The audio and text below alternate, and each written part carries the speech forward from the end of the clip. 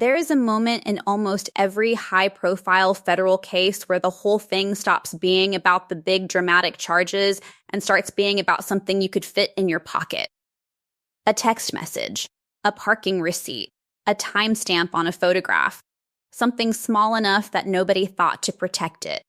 Something so ordinary it almost got overlooked. In the final chapter of the Josh Duggar case, that moment arrived in the form of 2 envelopes and the stamps stuck on them. Everything discussed here is drawn from public federal court records, verified legal reporting, and official court documents. This is what the record actually shows. Now, before we get into the envelopes, you need to understand what was actually at stake. Because if you think this is just a quirky footnote in a long legal saga, you are going to want to reconsider that.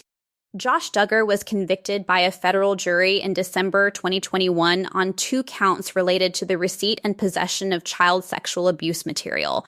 A federal jury found him guilty on both counts.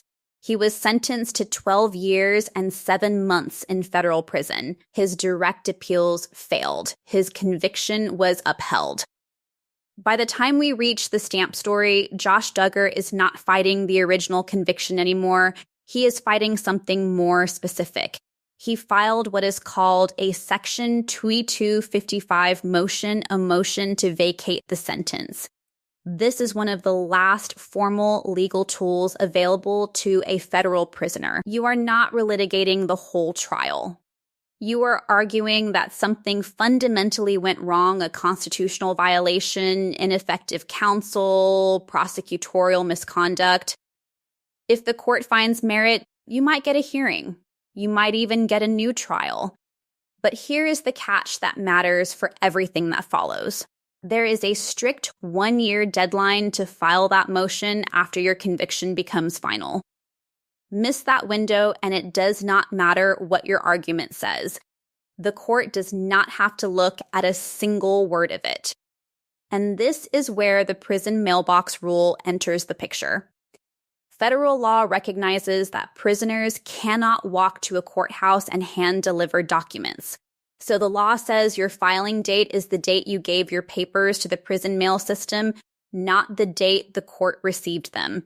The logic is fair. Inmates cannot control how long mail takes once it leaves their hands.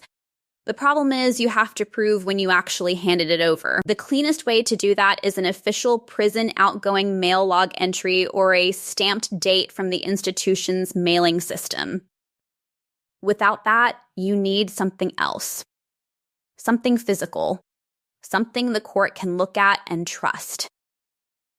What Josh Duggar's team offered the court was the envelopes themselves, 2 of them. And the moment a federal judge started examining those envelopes, the story that had been constructed around the deadline began to come apart. The first issue was where the stamps came from at all. According to court records, Josh Duggar testified that he did not purchase the stamps through the prison commissary. He said another inmate gave them to him. No commissary receipt, no record of a transaction, no documentation of any kind. This is worth pausing on for a moment.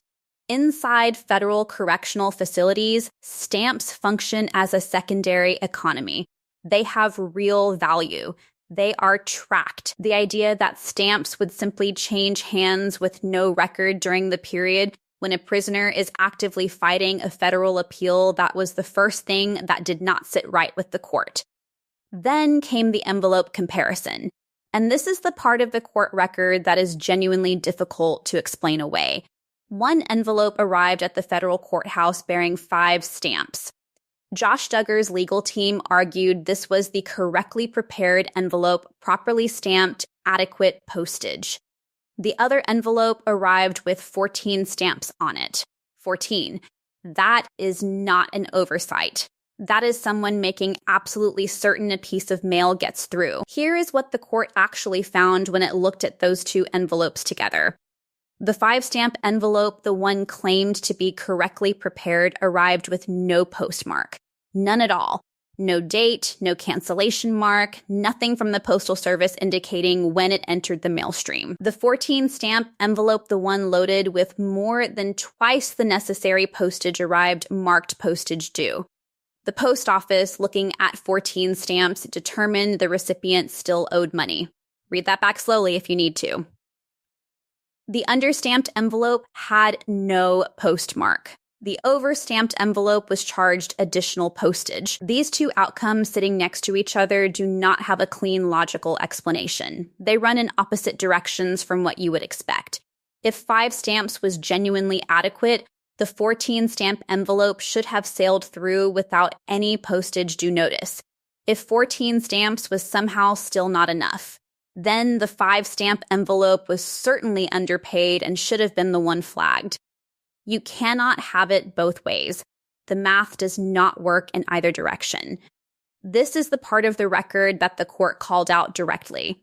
According to the ruling, accepting Josh Duggar's account of the timeline would require believing in what the court described as a chain of unlikely coincidences, a characterization that judges use when the evidence in front of them cannot be reconciled with the story being told.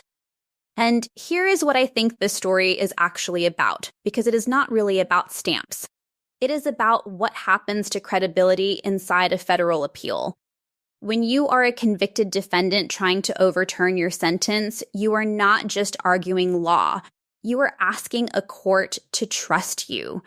Every claim you make, every piece of evidence you present, every explanation you offer the court is running a quiet background calculation on all of it. Does this person's account hold together?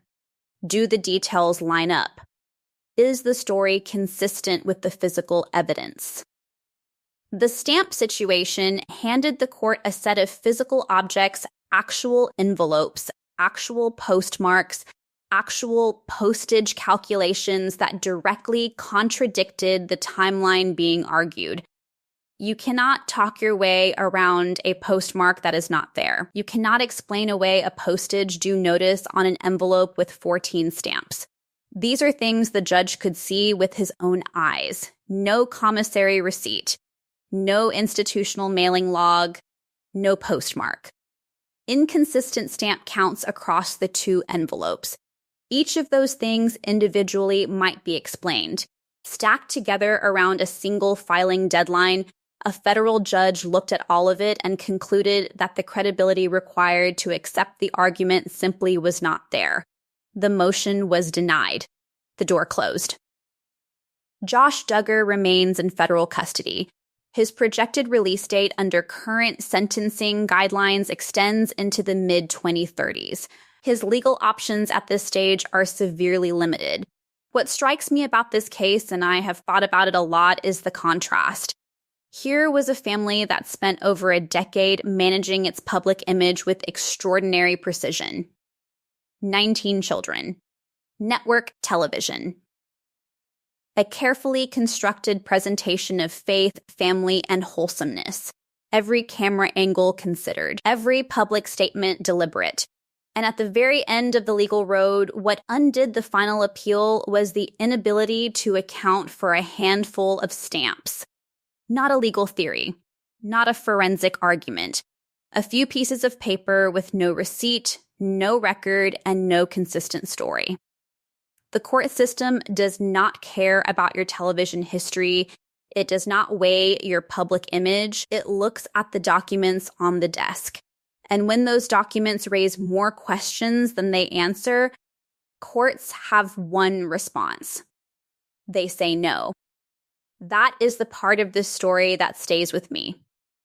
Not the drama of the trial, not the headlines from the conviction. The quiet ending of federal judge, a set of envelopes, and a story that simply could not survive contact with the physical evidence. In federal court, your word is only as strong as the paper behind it. And in this case, the paper told a different story